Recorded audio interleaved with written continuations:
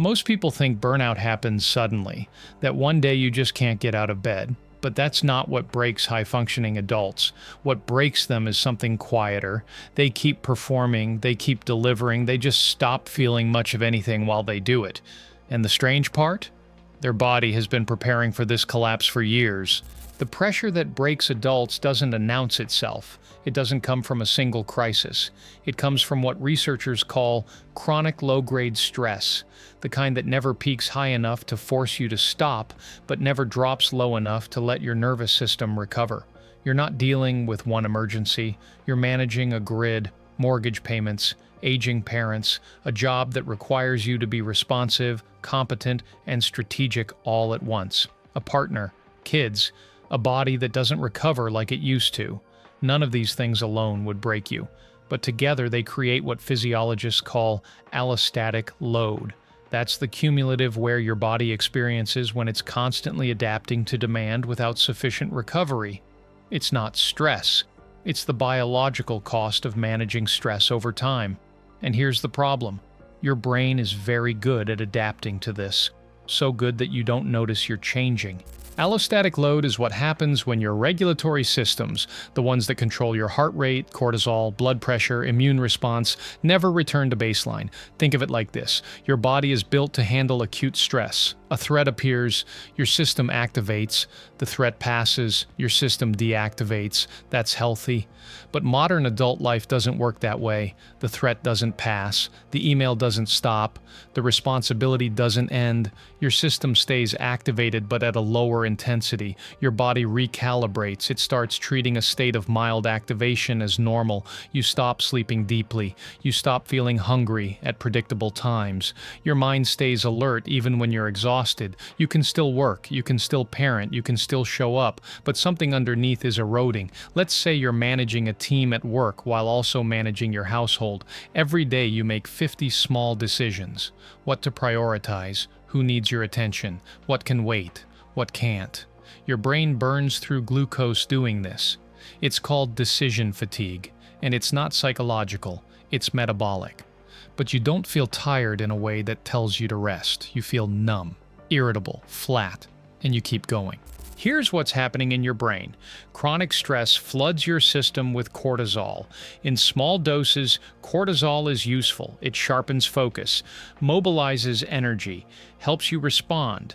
But when cortisol stays elevated for months or years, it starts damaging the very structures that regulate it. Your prefrontal cortex, the part of your brain responsible for decision-making, planning, and emotional regulation, begins to shrink. Meanwhile, your amygdala, the part that detects threat, becomes hyperactive. You become better at spotting problems and worse at solving them calmly. Your autonomic nervous system, which controls the balance between activation and rest, gets stuck in a state called sympathetic dominance. Your body behaves as if danger is always near. Your heart rate stays slightly elevated. Your digestion slows. Your immune system becomes less effective. And here's the cruelest part. You become better at functioning this way. Your tolerance for stress increases. You can handle more.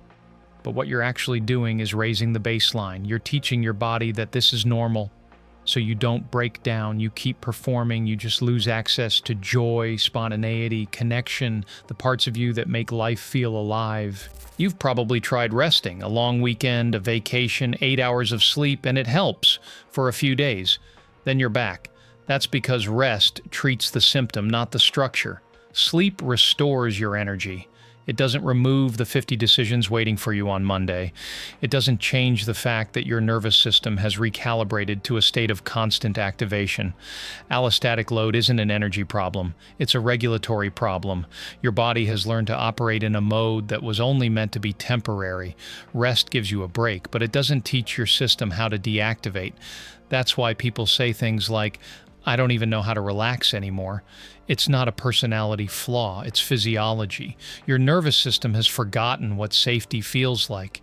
You can't think your way out of this, you can't discipline your way out, because the problem isn't in your mind, it's in the autonomic patterns your body has encoded over years. Real recovery isn't about adding more. It's about subtracting load. That means reducing the number of decisions you make. Not by being lazy, but by designing your life so that fewer things require active management. Automate what you can. Delegate what you can. Let go of what doesn't matter, even if it feels like it should. It means creating boundaries that your nervous system can recognize. Not boundaries you announce, but boundaries you enforce with behavior.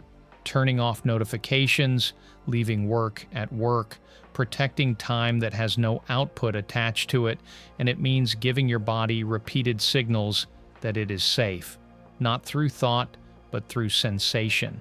Slow breathing, movement that doesn't demand performance.